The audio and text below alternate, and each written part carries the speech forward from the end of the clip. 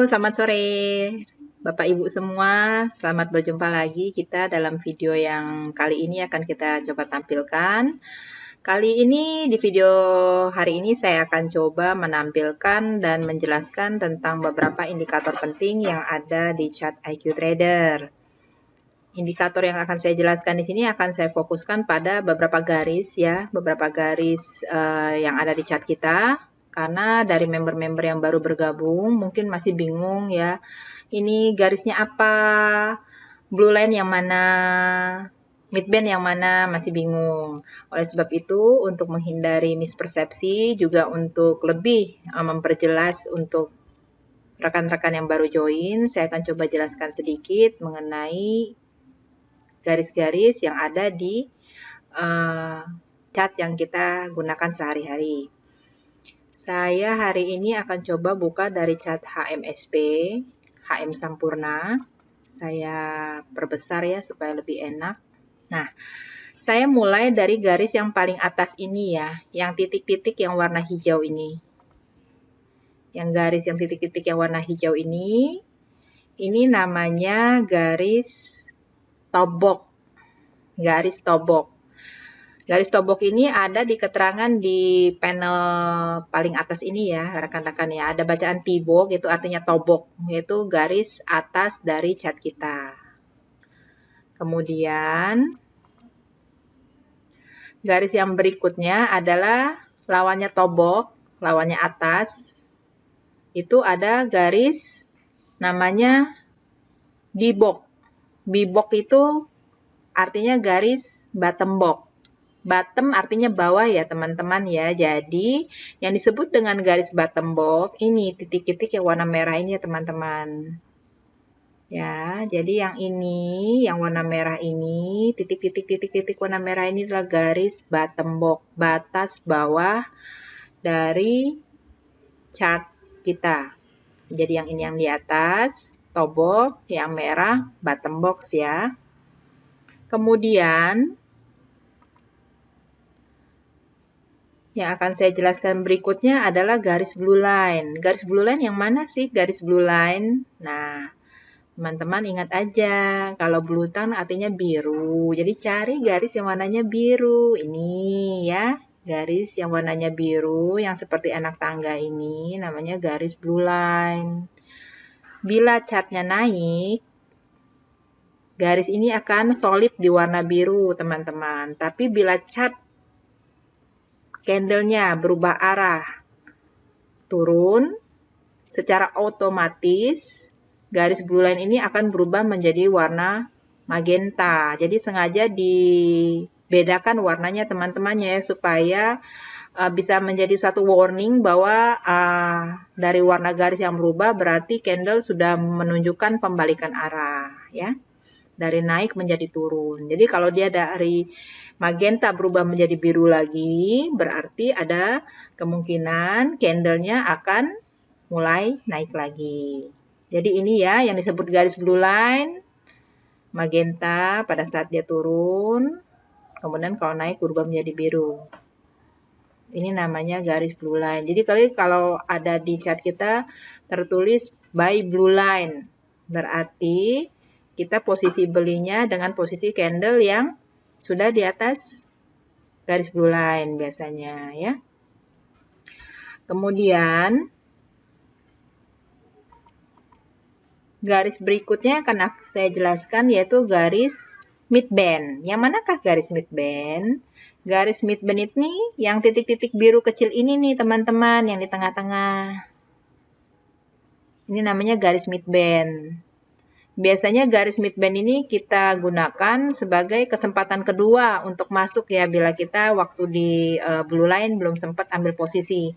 Jadi pada saat candle ada di blue line, di midband maksud saya, pada saat candle berada di midband, kita ada kesempatan untuk masuk, kesempatan kedua untuk masuk ya, untuk ambil posisi atau tambah posisi. Kalau memang kita sudah masuk di area blue line, kemudian di midband mau tambah posisi boleh, masih aman untuk tambah posisi. Jadi garis midband yang ini ya teman-teman ya, yang biru titik-titik. Yang biru titik-titik ini namanya garis mid. band. Ya. Kemudian garis yang oranye hijau ini apa sih sebenarnya? Garis oranye hijau ini adalah garis asing, teman-teman. Ya, jadi transaksi asing juga tercermin dalam chart kita. Kalau dia garisnya berwarna hijau, itu mengindikasikan asing sedang akumulasi. Tapi bila garisnya berubah menjadi warna orange, itu mengindikasikan bahwa asing dalam posisi jual. Jadi garis asing ini ya, yang hijau berubah menjadi oranye, hijau, oranye, ya namanya garis asing. Kemudian garis yang berikutnya yang akan saya jelaskan yaitu garis tren regresi. Ini garis tren regresi, teman-teman nih. Sebentar saya kecilkan biar lebih kelihatan. Nah, garis tren regresi ini biasanya garis yang kita pakai untuk melihat pergerakan dari saham itu apakah masuk uptrend ataukah downtrend. Kita set selama 6 bulan. Jadi selama 6 bulan itu kita lihat apakah saham ini masuk fase downtrend atau uptrend. Jadi supaya lebih mudah kita setiap hari kita bisa lihat apakah dia masih ada dalam relnya atau tidak ya. Ini di set selama 6 bulan ya teman-teman. Ini namanya garis regresi. Yang biru ini, yang biru mengapit chart kita kanan kiri. Yang panjang ini selama 6 bulan itu namanya garis regresi.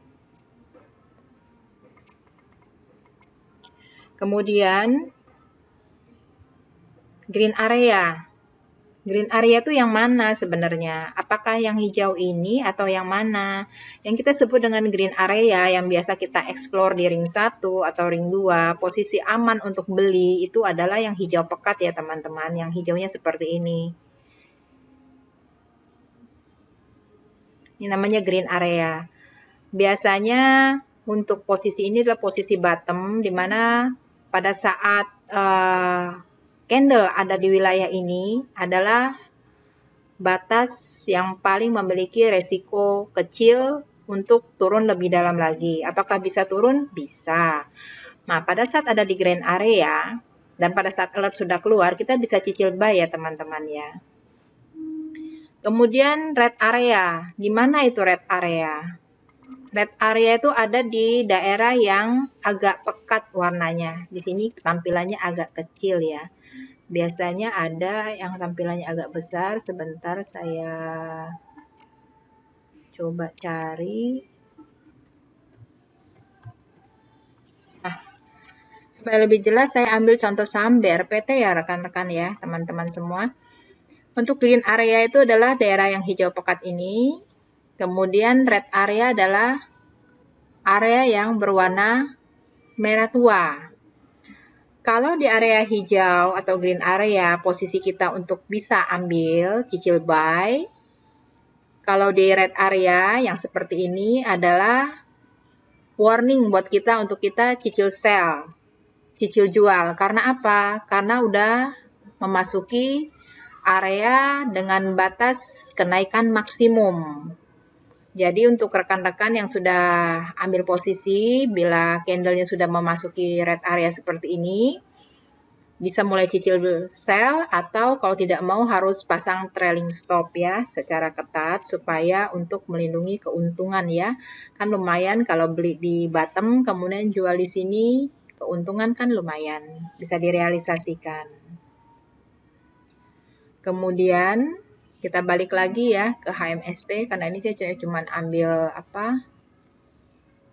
ambil gambar supaya lebih jelas antara green area dan red areanya. Nah, kalau ini lebih enak lihat gambarnya. Nah, ini garis apa yang kotak-kotak ini dengan warna-warna seperti ini yang apa? Ini adalah posisi harga yang paling banyak terjadi dalam tampilan satu layar. Nah, kalau seperti layar yang saya buka ini kan kelihatan yang harga paling banyak terjadi untuk saham HMSP itu paling banyak di harga kisaran 2000 sampai 2100 ya. Kalau saya kecilin lagi. Nah, ini kan makin tinggi lagi harganya, kisaran 22 sampai 24. Jadi, ini adalah gambaran posisi harga yang paling banyak terjadi dalam satu tampilan layar. Kalau kita dekatkan lagi, nah kan berubah lagi seperti itu ya.